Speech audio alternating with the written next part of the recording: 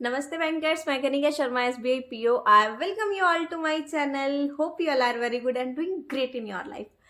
तो आज मैं आप लोगों के साथ इंटरव्यू के रिलेटेड बहुत सारी चीज़ें डिस्कस करने वाली हूँ।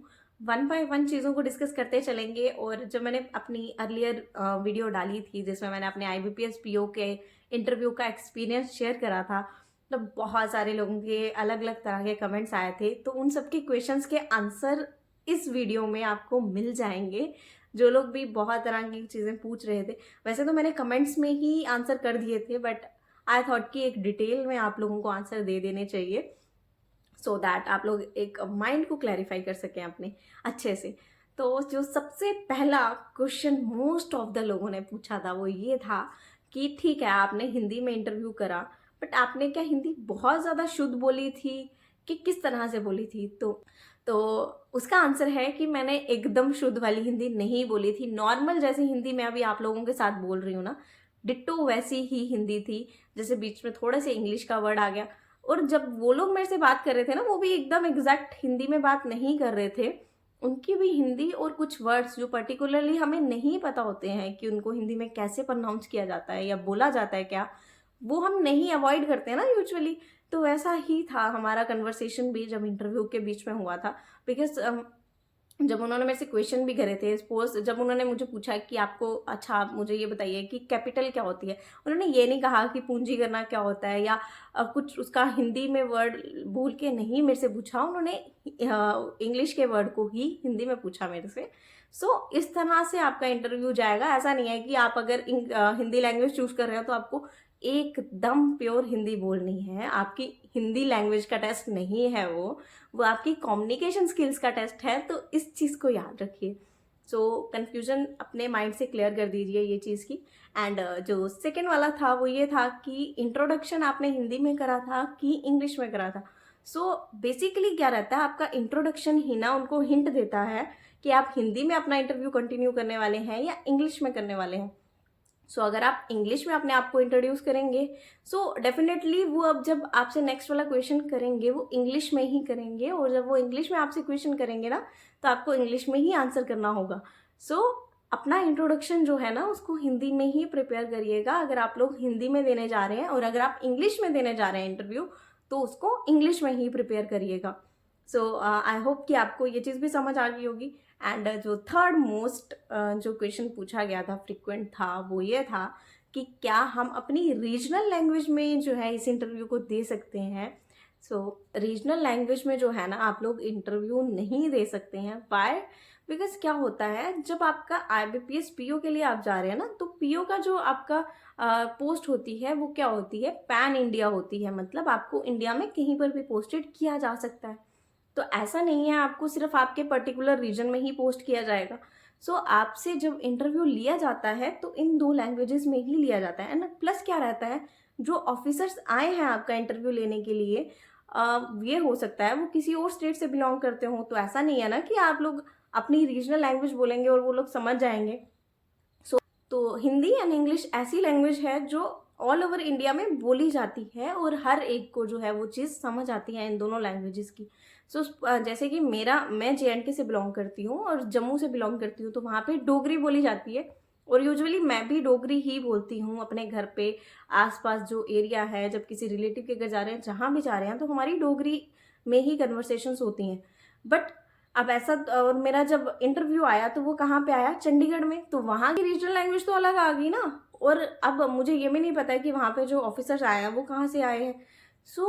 आप लोग इस तरह से नहीं कर सकते कि आप लोग अपनी रीजनल लैंग्वेज में प्रिपेयर करके जाएंगे इंटरव्यू को और उस लैंग्वेज में इंटरव्यू दे पाएंगे। दो लैंग्वेजेस ही आप चूज कर पाएंगे, इधर you have to choose English और हिंदी।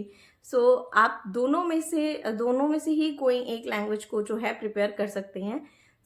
जिसमें भी आप लोग कंफर्टेबल होंगे। I belong to north India, तो मुझे लगता है कि नॉर्थ इंडिया में जितने लोग हैं ना वो सब हिंदी में ही कंफर्टेबल रहेंगे, English as compare to English. और जो साउथ इंडिया वाली साइड के होंगे वो इंग्लिश में ही कंफर्टेबल रहेंगे। आप लोग अपनी प्रेफरेंसेस के अकॉर्डिंग जो है ना चूज कर सकते हैं, इधर you have to go for Hindi और इंग्लिश। सो नेक्स्ट अब हम बात करते हैं कि किस तरह से जो है ना आपको इंट्रोडक्शन आप जब दे रहे हैं या आप उनसे कन्वर्सेशन कर रहे हैं तो किस तरह का आपको एटीट्यूड उनको दिखाना है।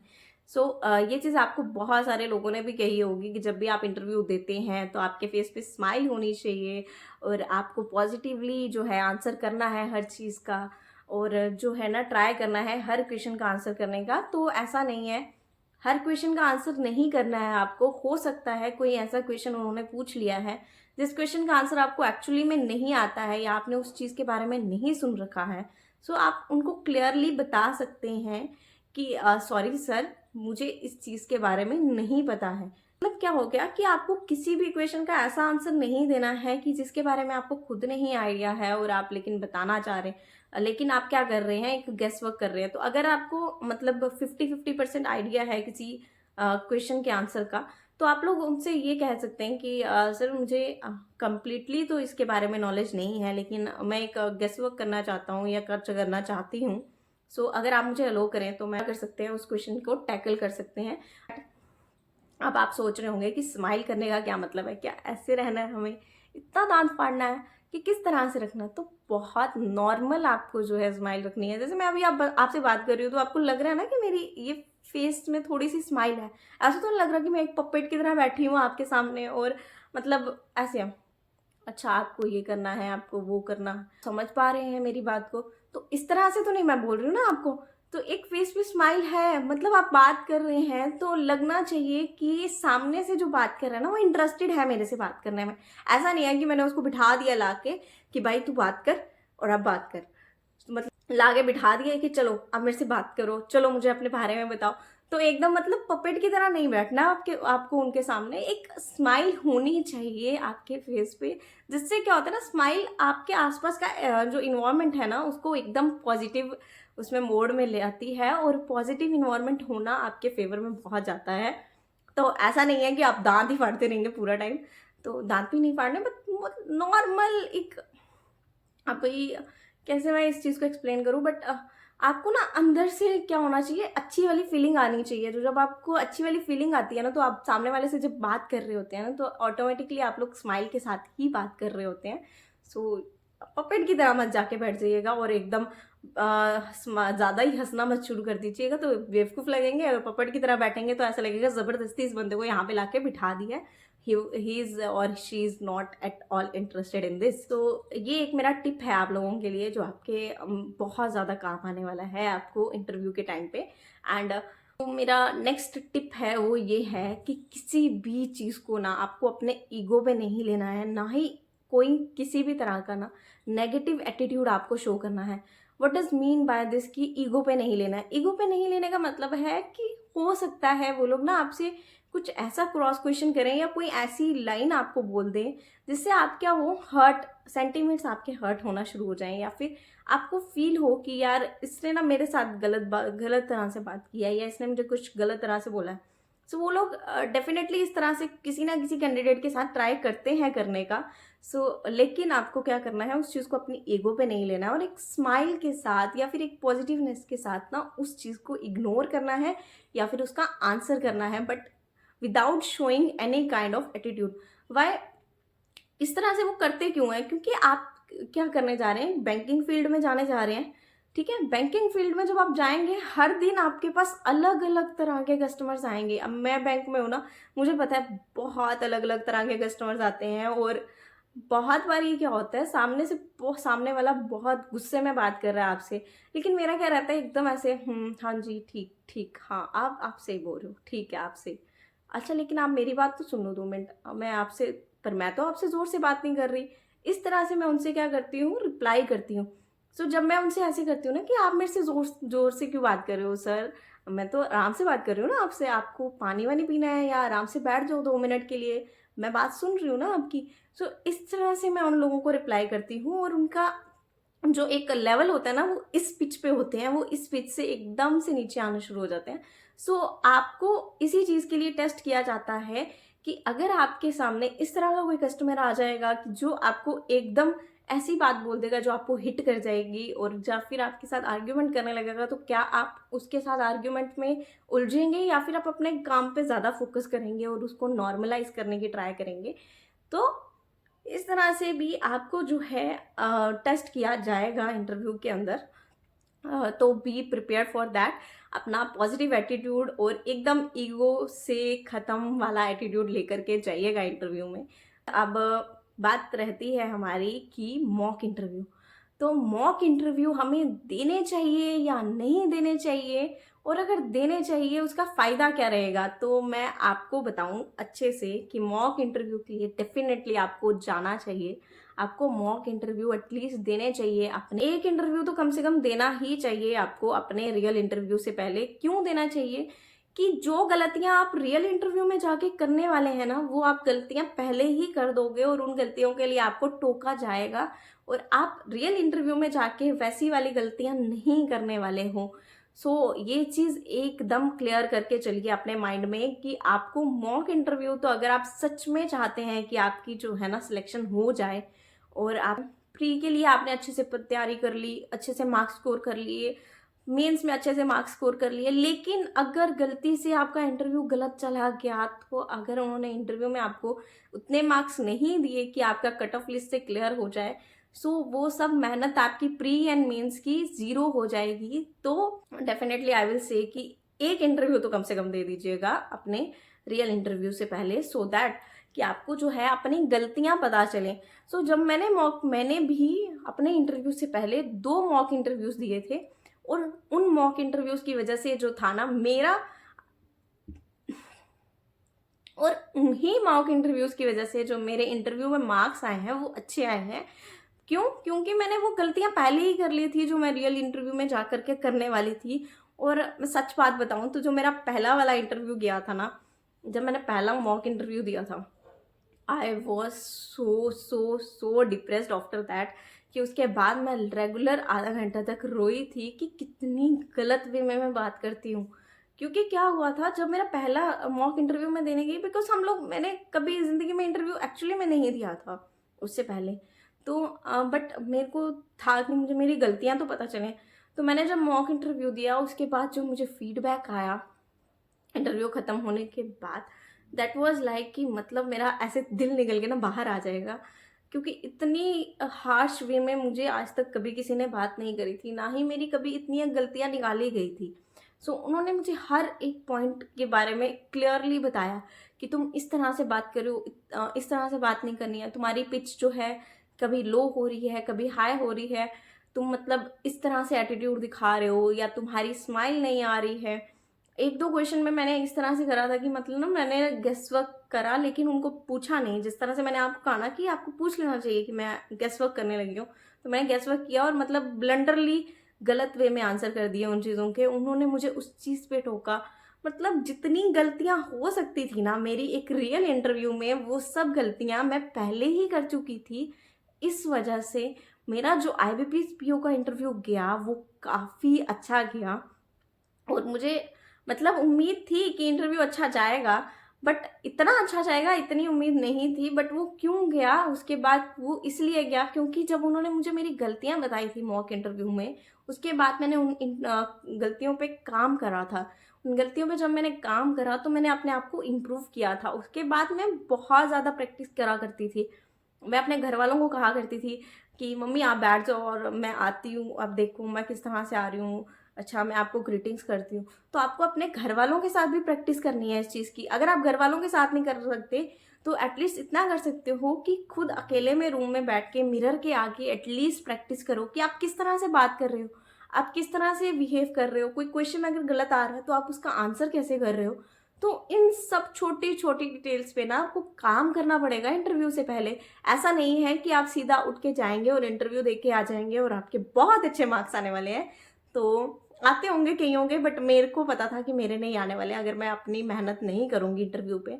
तो एकदम फोकस हो जाइए। अगर आपके पास 1 मंथ है या 15 दिन है, 20 दिन है, जितना भी टाइम है उस टाइम को अच्छे से यूटिलाइज करो अपनी गलतियों में इम्प्रूवमेंट लाने की। और गलतियां आपको पता चलेंगी तभी जब आप एक मॉक इंटरव्यू दोगे अच्छा सा। सो ट्राई करो कि किसी अच्छे इंस्टीट्यूट में जाकर के मॉक इंटरव्यू दे दो, सो दैट कि वहाँ के पैनलिस्ट आपको अच्छे से ब्रीफ में बता सके। लेकिन किसी ऐसे मतलब मत चली जाइएगा इंटरव्यू देने भी किसी ऐसे पैनल के पास जो कि खुद इनएक्सपीरियंस हैं, जो 2-2 साल से ही सिर्फ मतलब इस चीज़ में हैं। सो जब मैंने दिया था इंटरव्यू तो मैंने ऑनलाइन दिया था, बिकॉज़ उस टाइम पे कोविड चल रहा था, तो वैसे ही इंस्टीट्यूट वगैरह सब बंद थे। तो मैंने ऑनलाइन इंटरव्यू दिया था, वो मैंने टेक्स्ट बुक की साइट से दिया था। सो वहाँ पे काफ़ी जो थे अच्छे थे पैनलिस्ट, मतलब they were around 65 years to 70 years के बीच में वो पैनलिस्ट थे, और उन्होंने इतने लोगों के इंटरव्यू लिए थे कि जब मैंने गलतियाँ की तो उन्होंने मेरी गलतियाँ एकदम से पकड़ ली, और उन्होंने मेरी गलतियों पे एकदम मुझे सही से फीडबैक दिया। कुछ भी उन्होंने एकदम ना ऐसे बोलते हैं ना बटरिंग करके मुझे किसी चीज़ का फीडबैक नहीं दिया, एकदम ब्लंट वाला फीडबैक दिया, जिसकी वजह से मैं रोई तो काफ़ी, लेकिन मुझे उसके बाद ये भी पता था कि ये रोना इस टाइम के लिए अच्छा है, बाद में रोने से। इसने मेरी बहुत हेल्प करी थी। अगर मैं वो मॉक इंटरव्यू नहीं देती तो डेफिनेटली मैं अपना रियल वाला इंटरव्यू बहुत ख़राब करके आई होती। प्लीज़ आपके लिए एक एडवाइस है मेरी तरफ से कि काइंडली या तो अगर आप नहीं दे सकते हैं मॉक इंटरव्यू ना, तो काइंडली आप प्रैक्टिस तो करिए मिरर के आगे, कम से कम जो चीज़ें मैंने बताई हैं उन चीज़ों पे फोकस करिए, ध्यान रखिए उन चीज़ों को, पॉजिटिवनेस लाइए अपने अंदर। जब तक आप नेगेटिव थॉट्स से भर करके जब तक आप नेगेटिव थॉट्स को साइड पर करके नहीं जाएंगे ना इंटरव्यू के अंदर, तब तक सच में कुछ नहीं होने वाला है। अब वो नेगेटिव थॉट्स क्या होते हैं, लाइक जब मैंने आप लोगों से पुरानी वाली वीडियो शेयर करी, ठीक है, सो उसके नीचे ना एम्पल नंबर ऑफ जो कमेंट्स थे ना, वो ये थे कि आपकी लुक्स की वजह से आपको मार्क्स मिल गए, लड़की थी इसलिए मार्क्स मिल गए, लड़कियों से ज़्यादा क्वेश्चन नहीं करते हैं, ऐसा है वैसा है। बट दे डोंट नो कि उससे पहले ही मैंने अपना एक मॉक इंटरव्यू ऐसा दे दिया है जिसमें मुझे मेरी गलतियां सब बता दी गई थी, और उन गलतियों पे मैंने कुछ महीना 15-20 दिन काम किया है, दैट्स वाई मुझे अच्छे मार्क्स मिले हैं। बट वही होता है ना कि आपकी जो लोगों ने नेगेटिव थॉट्स आपके माइंड में भरने हैं वो भरेंगे ही भरेंगे। तो अगर आप वो सब कमेंट्स पढ़ के जो है माइंड में ले लेंगे, अच्छा ठीक है ये इनका जो है ना इस वजह से हुआ था, तो मेरे अंदर तो उतना है नहीं है कि मैं अच्छा नहीं दिखने वाला हूँ, या मैं अच्छा नहीं दिखता हूँ, या मतलब मैं लड़की नहीं हूँ, मैं लड़का हूँ, तो इस वजह से जो है वो लोग मुझे अच्छे मार्क्स नहीं देने वाले हैं। तो ये नेगेटिव थॉट है, ये टोटली नेगेटिविटी है। इस तरह की नेगेटिविटी को अवॉइड करो। तो मेरी बात ना ध्यान से सुनिए, जब आपको पैनलिस्ट मार्क्स देते हैं ना, तो वो आपको सिर्फ देखते हैं और उसके बेसिस पे ही 100 आउट ऑफ 100 नहीं देने वाले हैं। आपको देखेंगे वो, उसके बाद आपसे बात करेंगे, जब आप बात करके चले जाएंगे ना बाहर, उसके बाद वो लोग 5-10 मिनट की डिस्कशन करते हैं, उसके बाद वो मार्क करते हैं कि हाँ इसमें ये चीज़ पॉजिटिव थी, ये चीज़ अच्छी थी, ये चीज़ गलत थी। वो उसके बाद उस चीज़ में मार्क्स देते हैं। अगर आपके ठीक है, मान लिया आप गे और आपकी लुक्स काफ़ी अच्छी थी, आप दिखते अच्छे थे, आपने जैसे बात की, लेकिन आपने वैसा एटीट्यूड शो किया उनको कि जो एक एटीट्यूड वो एक्सपेक्ट नहीं करते हैं एक ऑफिसर से, तो वो डेफिनेटली आपको कभी भी जो है अच्छा स्कोर नहीं देने वाले हैं। जैसे मैं बता रही हूँ ना कि मेरा मॉक इंटरव्यू जब हुआ था, तो मेरे पहले मॉक इंटरव्यू में मुझे इतना ब्लंटली बोला गया था कि मैं मतलब एकदम बस्ट आउट हो गई थी, मेरे इमोशंस में कंट्रोल नहीं कर पाई थी, मैं एकदम रोने लगी थी। इंटरव्यू है ना, वो आपकी पर्सनैलिटी है ना, आपकी कम्युनिकेशन स्किल के ऊपर बेस्ड है। आपके इस चीज़ के अंदर मत घुसिए कि आपकी लुक्स पे आपको मार्क्स मिलेंगे, आपकी पर्सनैलिटी पे आपको मार्क्स मिलेंगे, आपकी कम्युनिकेशन स्किल पे आपको मार्क्स मिलेंगे। अपनी बात दूसरों को समझाना सीखिए, अपनी जो कम्युनिकेशन स्किल है उसको क्लियर करिए, अपनी वॉइस में पोलाइटनेस लाइए। लेकिन पोलाइटनेस लाने का मतलब ये नहीं है कि एकदम धीमी हो जाए आपकी आवाज़ सुनाई भी देनी चाहिए सामने। सो ये सब चीज़ों का आपको ध्यान रखना है। ये छोटी छोटी चीज़ें जो है ना, ये आपके इंटरव्यू में मार्क्स को डिसाइड करती हैं। सो किसी तरह का नेगेटिव थॉट अपने माइंड में मत लाइए, नेगेटिव थॉट्स से अपने आप को भर के मत लेके जाइएगा, एकदम पॉजिटिविटी के साथ जाइएगा कि मतलब मुझे सिलेक्ट होना है, मतलब होना ही है, और मेरी सिलेक्शन मेरे से तो कोई नहीं छीन सकता। सो इस तरह से आपको अपने अंदर फीलिंग लेके आनी है। एक मतलब होना चाहिए कि डू और डाई वाली सिचुएशन है आपके लिए और आप अपना बेस्ट देना चाहते हैं, बट नर्वसनेस नहीं आनी चाहिए आपके अंदर। नर्वसनेस को दूर करके रह जाइएगा, बिकॉज आपकी जो नर्वसनेस है ना, वो भी आपके जो पॉजिटिवनेस है उसके ऊपर इम्पैक्ट डालती है। बिकॉज जब आप नर्वस हो जाते हैं ना, तो आप एकदम नेगेटिव सा सोचने लगते हैं कि यार मैं ये नहीं बोल पाऊंगा, मेरे से इस तरह से नहीं हो पाएगा, मैं सही से नहीं कर पाऊंगा। तो ये सब थॉट्स जो है ना, ये सिर्फ मतलब डोर खोलने से पहले तक के होने चाहिए। जैसे आप डोर खोल के अंदर चले गए ना इंटरव्यूअर्स के सामने, उसके बाद आपके अंदर किसी भी तरह का कोई नेगेटिव थॉट नहीं होना चाहिए। कोई नेगेटिव थॉट नहीं है, एक स्माइल है और अपने आप के बारे में बताना है, लोगों से डिस्कस करना है। बस एक नॉर्मल सी कन्वर्सेशन होती है यार, कुछ टेंशन वाली बात नहीं है। सिर्फ और सिर्फ आपके ऊपर खुद पे डिपेंड करता है कि आप अपने आप को किस तरह से प्रेजेंट कर रहे हैं दूसरे के सामने। सो इस चीज़ को ध्यान में रखिएगा। तो नेक्स्ट जो वीडियो लाऊंगी ना, मैं ड्रेसिंग सेंस के ऊपर लाऊंगी कि किस तरह की ड्रेसिंग होनी चाहिए आपकी। ये वीडियो जो है ना काफ़ी लंबी जा रही है, तो ड्रेसिंग सेंस के ऊपर मैं कल वीडियो लेकर के आऊँगी, जिसमें मैं डिटेल में बताऊँगी कि मैंने खुद ने क्या डाला था और किस तरह से मैंने जो है अपना ड्रेस रखा था और किस तरह का मेरा ड्रेस था और होल अटायर मेरा क्या था, वो सब मैं आपसे डिस्कस करूँगी अपनी नेक्स्ट वीडियो में। So hope you like this video. Do like, share, comment and subscribe. Thanks for watching.